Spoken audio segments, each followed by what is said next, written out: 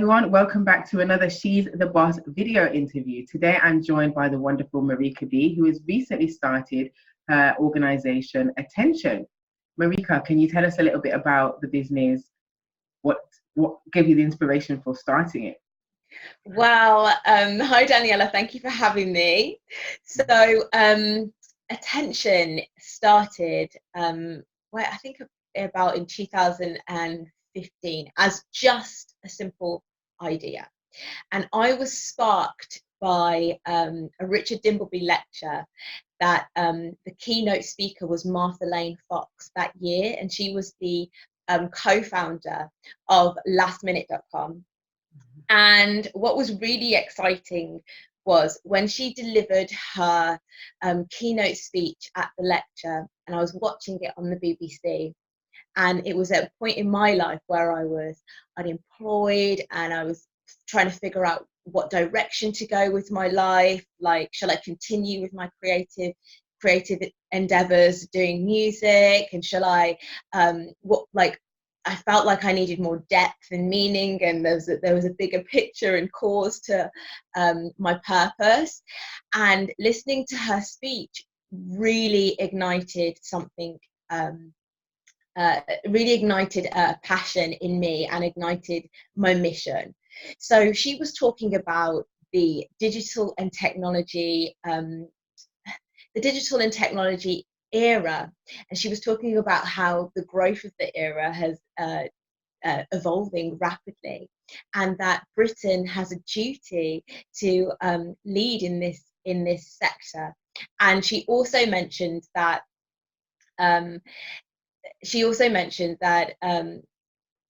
the top 100 companies in internet companies, only one of them was British, and that was the BBC. And it was like way down in it was like the British Broadcasting Company. It was way down in like 100 and probably just over 100.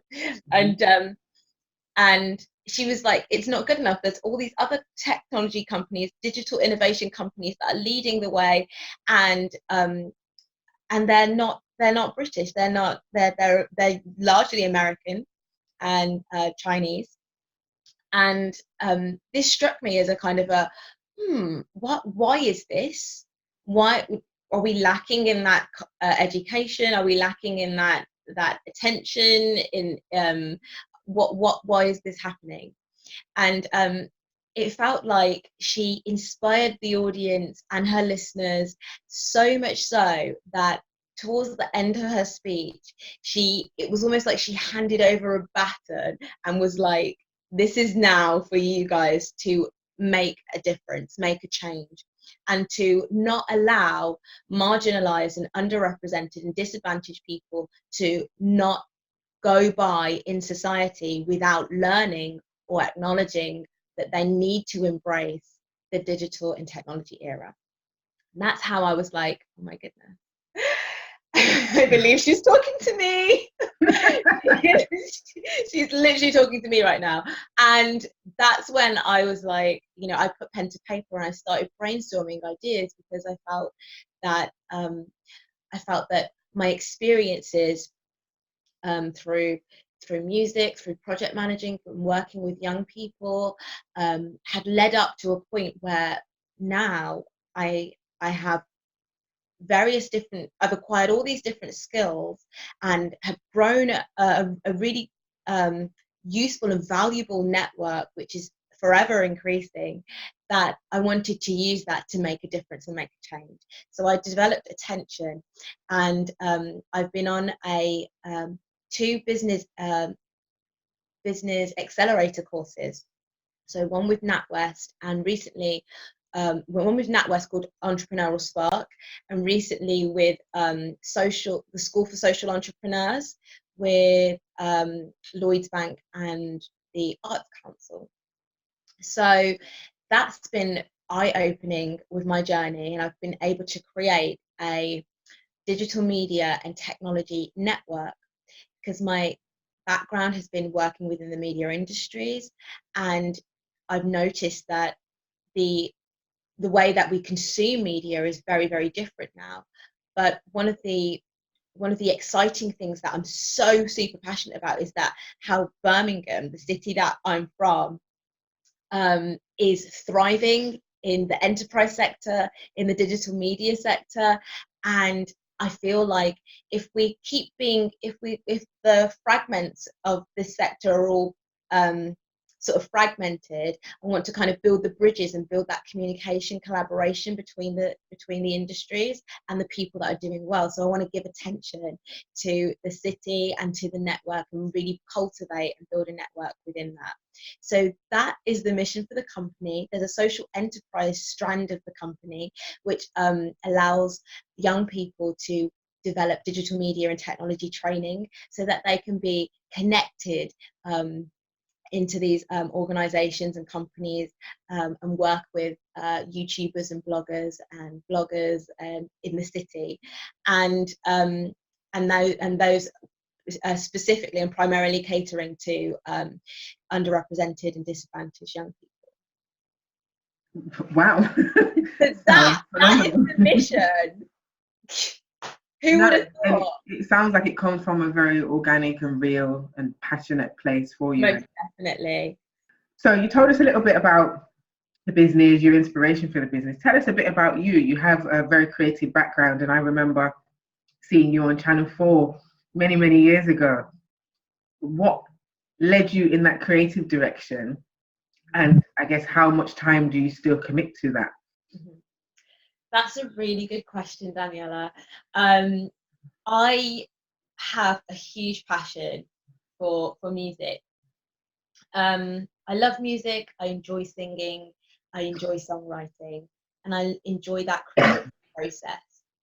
And especially performing, it tapped into an extension of my personality that allowed me to, I suppose, have a bit of an alter ego. It was part of my personality that allowed me to have a sense of freedom and tap into my female energy and explore my creativity to its full extent, fearlessly, in a very fearless way, that I couldn't do when I'm just doing my day-to-day job, you know. So it was almost like a little shiro, like a super shiro power that I had. That was that's how I liken my musical expressions.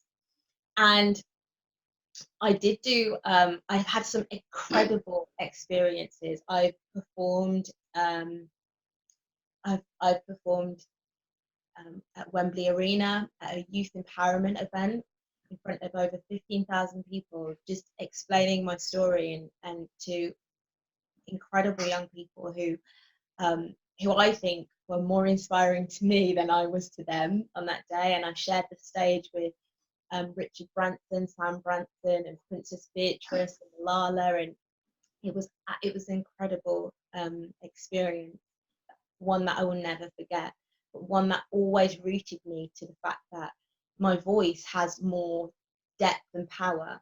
I have more to give than just to perform and sing, and that's also led me to where I am at today, which is building a company, building that social impact, and building something for young people, but also for the city that I'm from, and to show attention to the fact that you can be, as a female, be multifaceted. There's no reason to just stick at one thing. You are allowed, you have permission to use your other powers in other areas, and I that's something that I really believe, and something that I'm taking forward in my life, and I want to explore the business side of me more, and I'm excited about growing that side and developing that side, because I'm excited about growing and developing that side of me, because I feel like if I don't, I will live with regret for the rest of my life. Like, why didn't I do those things that I said I wanted to do? Why did I just stick at this? So I've had people say to me, you know, just do music, just continue doing music. Why are you doing things that you know nothing about? these things. So yeah, I guess I have some things to prove, but not only to others, but for myself. Mhm, mhm. What is there anything that you miss specifically about taking that kind of more creative route that you don't necessarily get to express in a business context?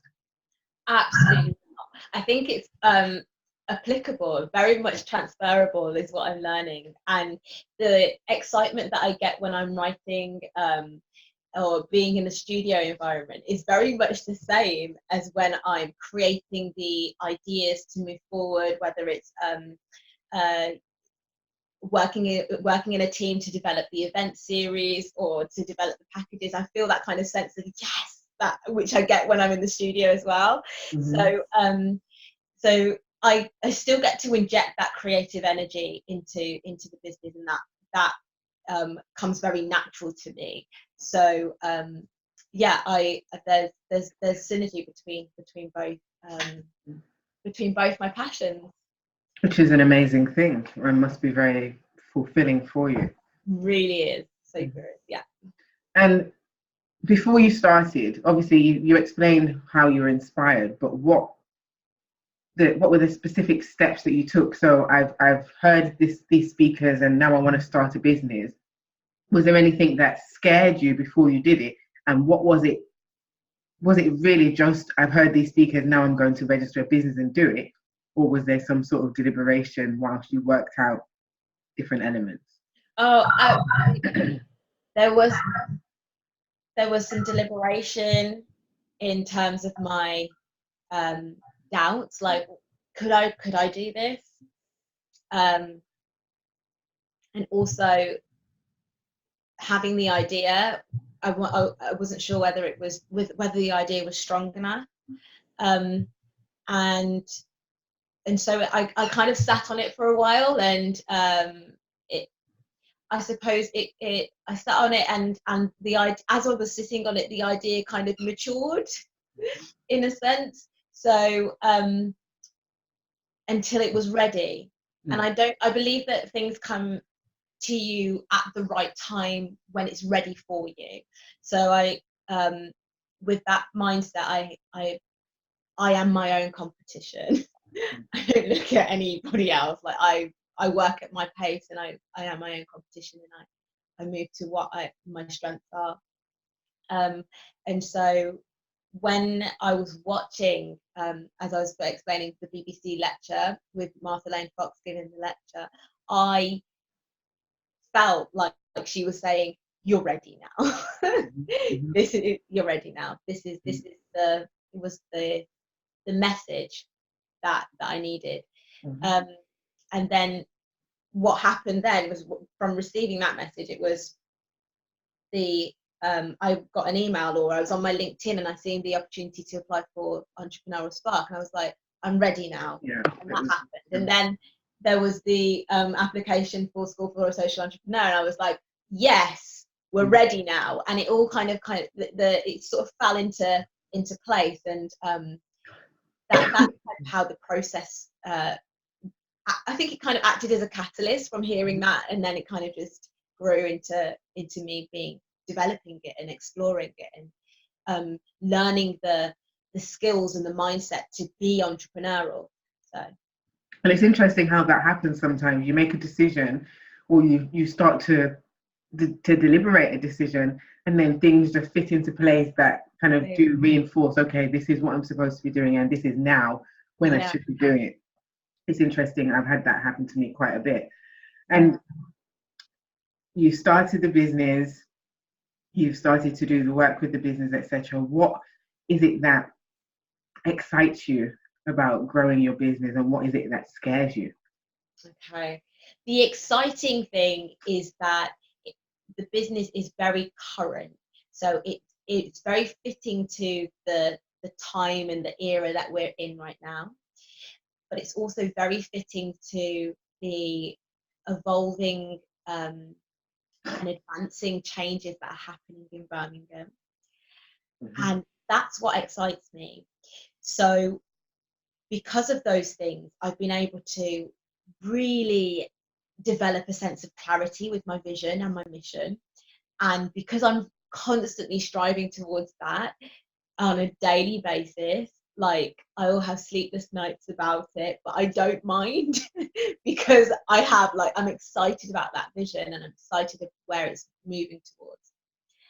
But I'm equally scared as much as I'm excited. So in equal measure, there's this push and pull between I'm super excited about this idea, but then I'm like, how is this going to happen? And somehow I'm working through the light and darkness of finding out how to make things happen in ways that I've not done before. And so there is excitement and fear in that. So, for example, I had to create a membership packages, and I've never done that before. But I was quite scared and like testing what those packages were and giving those values and kind of collaborating with larger organisations that I've not stepped into their space before, and they're taking a risk with me too as an infant startup organisation.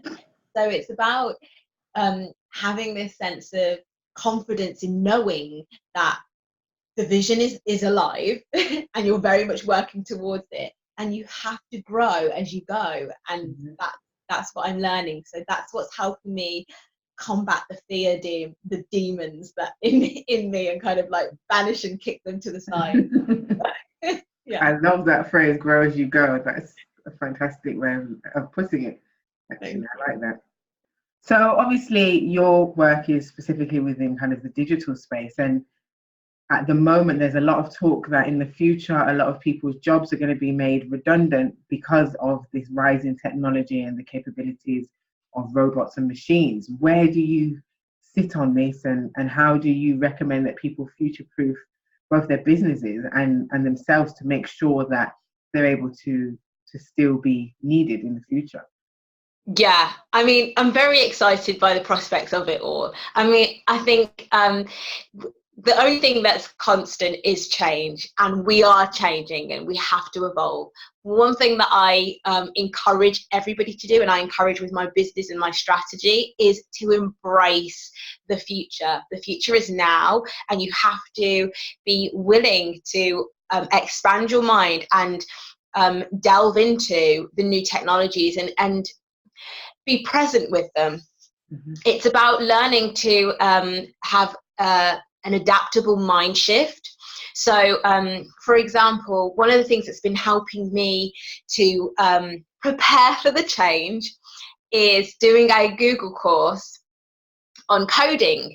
So I wanted to learn about coding because I wanted to develop the sense of what the language is in the digital era, and that's coding. So there's various different types of coding, JavaScript and other different scripts that you can learn, but it's all about your mindset and all about making sure that you can create a code, but you can create a solution to something. So every action has a reaction, and it's just like how we think in life, but you're applying it to a digital space, and you're manifesting something in a digital that has nothing. It's not tangible, you can't feel it, but you're creating something. So in that aspect, I think it's really important that we step out of our comfort zones, that we are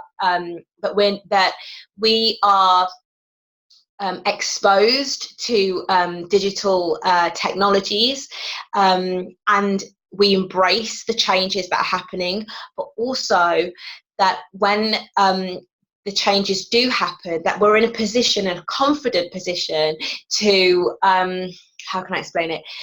Be in harmony with technology as opposed to disharmony, and to kind of be in a place where we feel that we're in control rather than them in control of us, rather than technologies demanding of us. So I think that requires a level of confidence and a level of making sure we're exposed to it, and embracing technology and the digital era.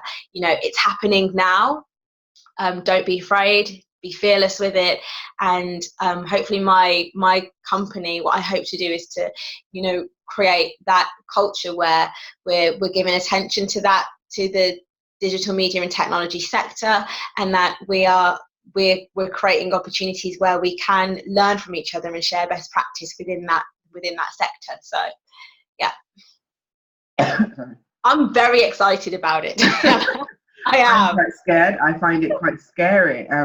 Do you? Yeah, do you not think that there is a possibility that it could just go too far, and not everyone is technologically or digitally inclined? Savvy, yeah.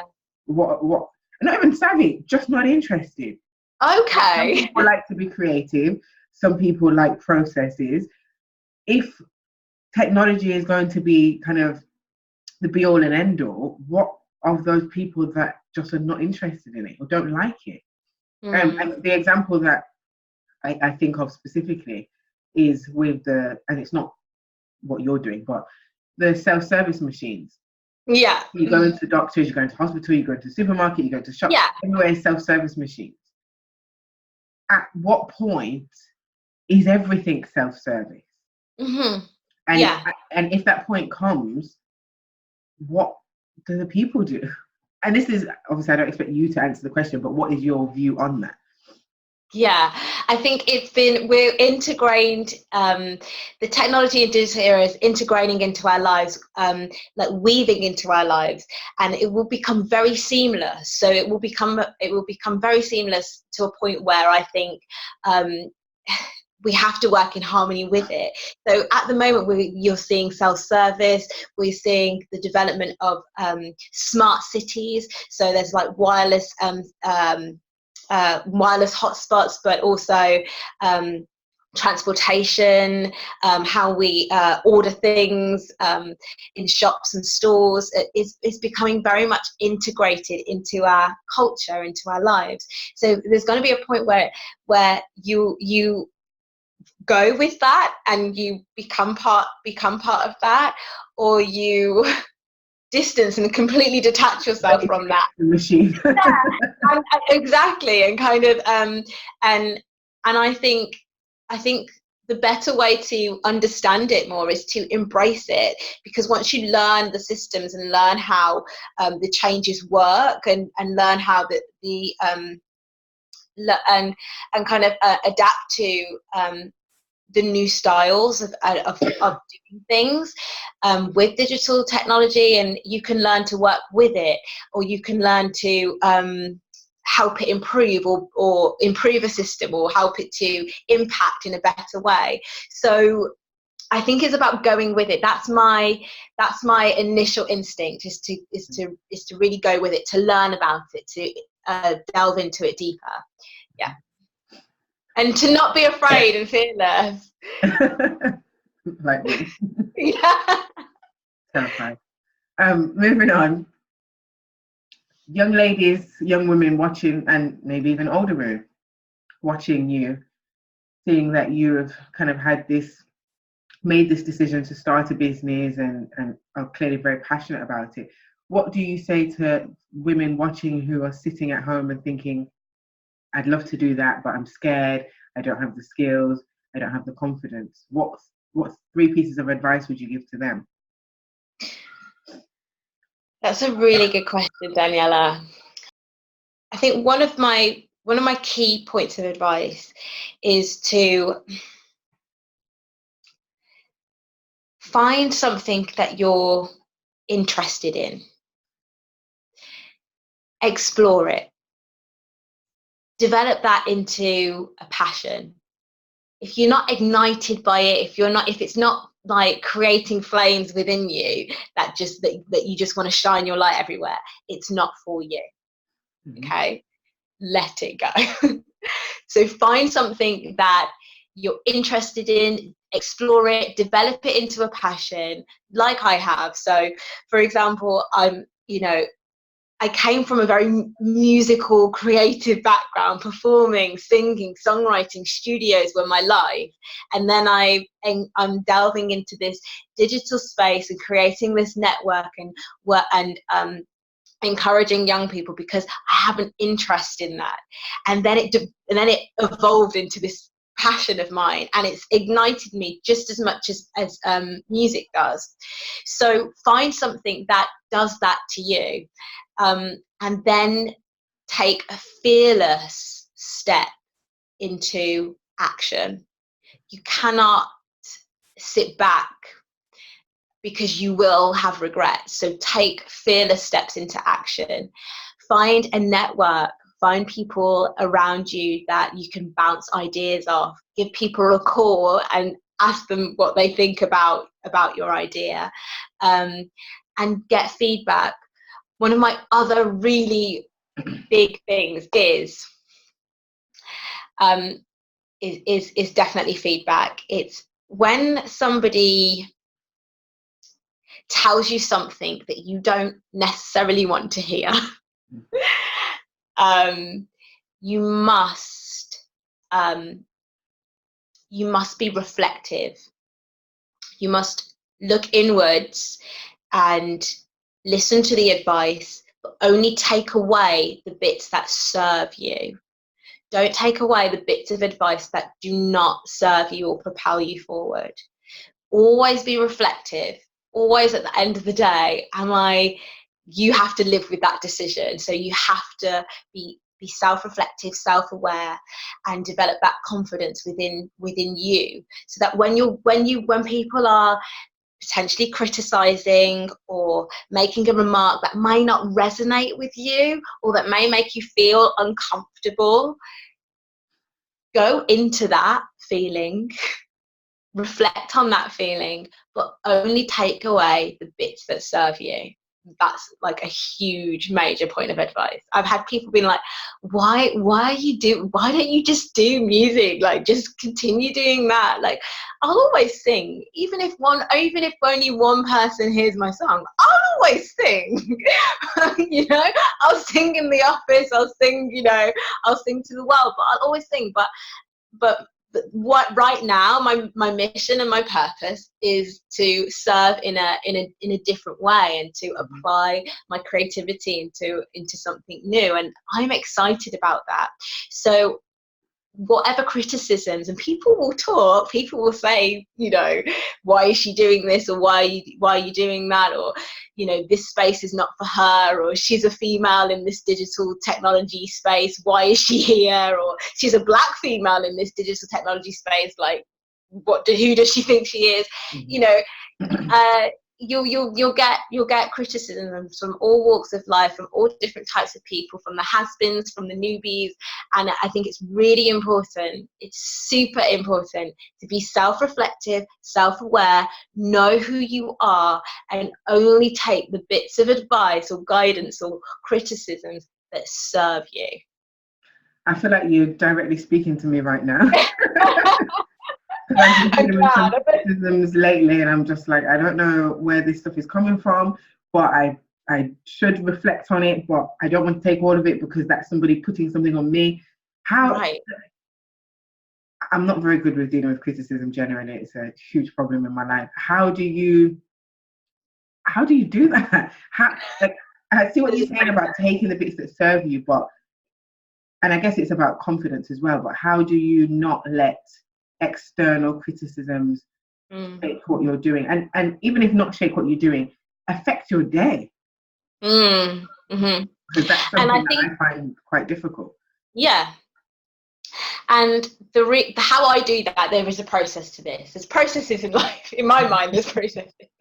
And the way in which I do that is I allow myself permission that if somebody criticizes or says something that affects me in a negative way, or something that I'm not comfortable with hearing, I allow myself to feel upset about that and not feel guilty about feeling upset about it. But I do not, absolutely 100%, do not dwell on that for too long. And too long means if this goes on to the next day, there's a cut-off point. It goes on for weeks for me.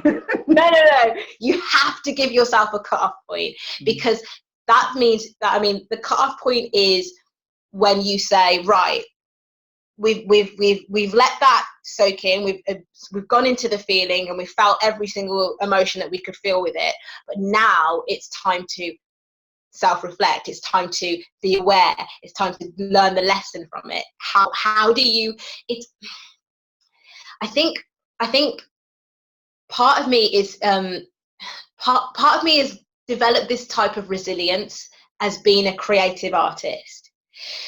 As a singer-songwriter, there are no's all the time. People criticizing how you look, how you sound, how you performed. Why did she do that dance move? Why is she wearing her hair like this? Why, like, this song isn't very, like, you know, why is her chorus like this? There's so many, like, scrutinies. So been able to become very resilient in that aspect of my life. So when I apply that to business, so when I'm challenged in other areas, that's part of me that does that. As a creative, very, very sensitive person, so I feel everything. And then we, as creatives, we have this way of transmuting negative energy and then transmuting it and turning it into a vision or a song or a melody or you know, we have this way of doing that. And so when you're asking me, how do you do that? It's that same process, but in a different setting. So it's about, so for me, it's like, okay, why are you in this digital space? Why don't you just continue singing all the time? So I've heard that. And that hurt me because I was thinking, well, as a female, as an artist, as a human being, we don't have to just apply ourselves to just being one thing. We can be multifaceted and we can explore different areas. Who are you to say that I should only do this? Yeah. So that was something that I had to internalize, and I had to get into a space where I was like, how do I shape that and shift that in my inner and execute it into something that is positive? So that's how I deal with criticism these days. That's how I deal with setbacks, and that's about building that resilience, turning it into something. Do not dwell on it for too long. Don't sit in that space of, they said this, they said that, why? You have to get to a point where you change that energy. You become an alchemist and you turn it into gold. Yeah. Well, thank you. I shall definitely be implementing that in my life. I hope so. Yeah, because it is, as I said, it is a challenge for me. And in terms of your kind of support system, you have, I guess, those that are critiquing you. Who are those that are kind of celebrating you? Who do you turn to for that kind of push and boost when you're maybe a bit low? My cheerleaders are first and foremost my mum and my sister. So they are my pride and joy, and they are people that I come to for encouragement and to share my achievements with. I'm not very good at shouting about, oh, look what I've done. So I'm trying to get better at that. But I always go to them because I know that I'll get safe, honest support from them. And then as I'm delving and exploring into this entrepreneurial, I feel like everyone's becoming an entrepreneur these days. It's like the new pop star. It's like, you know, when you were younger, like, I don't want to be a pop star. Like, everyone wants to be an entrepreneur. It's like, it's crazy. So now I'm like delving into this new space. I'm finding new networks, and I'm finding new people that are that I'm able to share my journey with. And I'm getting better at documenting that. So through social media and finding that kind of digital network as well, where people are commenting or brokering introductions via digital ways, whether that's LinkedIn or Twitter or Instagram. And I think that's a really great way to create that network in that digital space also. So I'm still learning who my cheerleaders are outside of my immediate. And I think the best way to do that is to always be open and honest, and to cheer for others as well. Nobody can do what you do the way you do it. So I said earlier that I am my own competition. I move at my own pace, and I only want to be better than myself.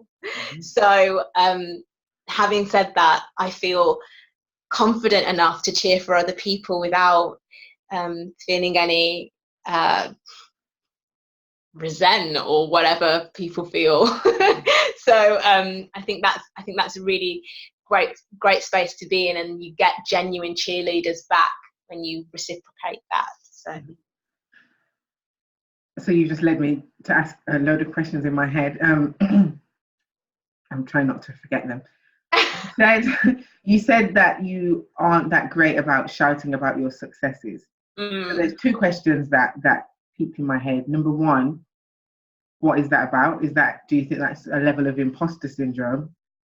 Something that I feel that I had experienced a number of years ago, something I talk about a lot on the channel, this feeling of imposter syndrome. And do you think that's where that uncomfortability with shouting about your success comes from?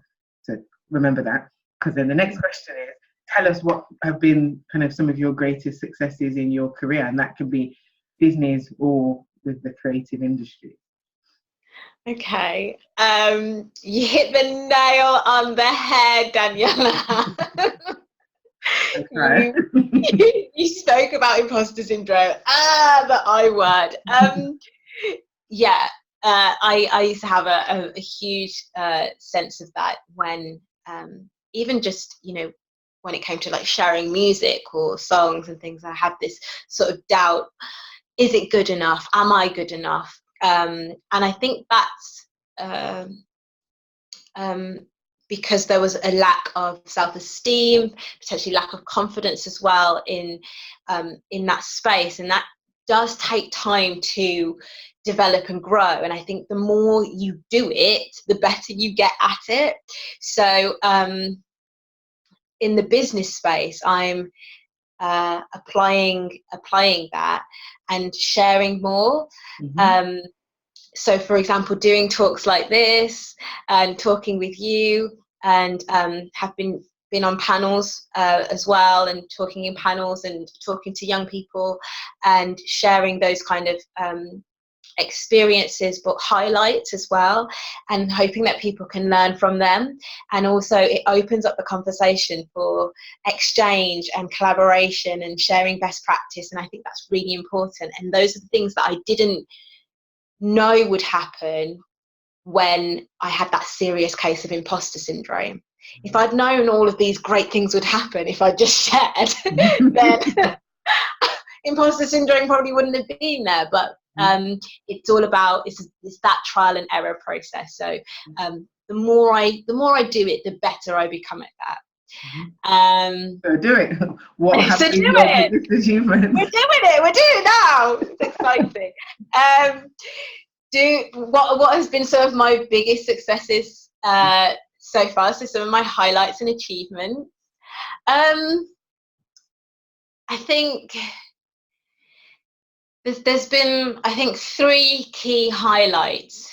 So when I was at uni, I went to Chester Uni and I studied music, and I had a difficult time in uni with mental health. So I had to take a year out to get better mentally. And then I had to make that really tough decision to go back and complete it and have a degree at the end of that. So I did that, and that's been a huge highlight of my life, to know that I overcome this sort of mental distress and put in some strategies in my life that could help me cope better. And I went back and completed my degree, and that for me was a huge achievement. And I had the support of family and friends who were very encouraging and wanted to see me do well, and I couldn't have done it without them. So I'm very proud of that. I'm also very proud of my musical experience performing at Wembley Arena in 2015 at We Day. And We Day is an incredible international event.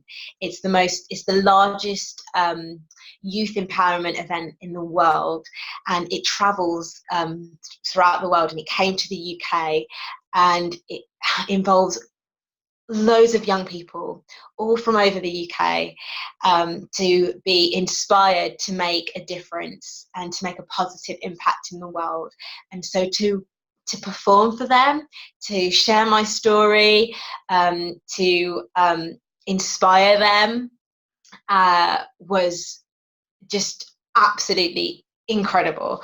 And yeah, that was definitely a highlight, because since I've been a little girl, I've always wanted to like perform in front of like thousands and thousands of people, and that dream came true. So, and it came true in a really meaningful way, because it had a rippling impact on not just myself, but hopefully to the young people that were there on that day.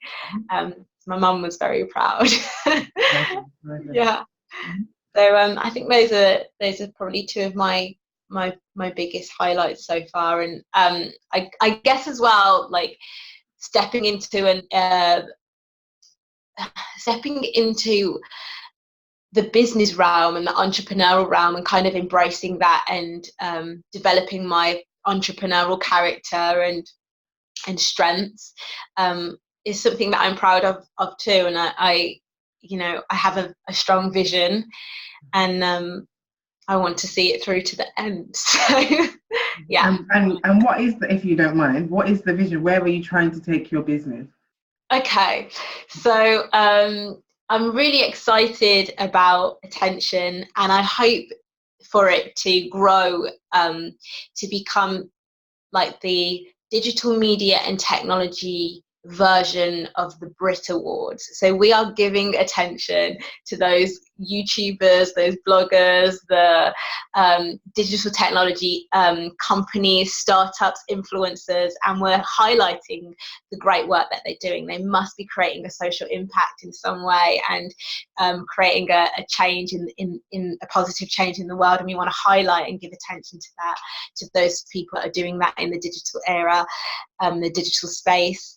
And yeah, I hope to have that as an annual sort of celebration, where we're celebrating those diverse talents from young and old, and be the Brit Award version of of the digital technologies. So that's kind of the vision, and I hope that it grows into that, and there's space for that to happen. So.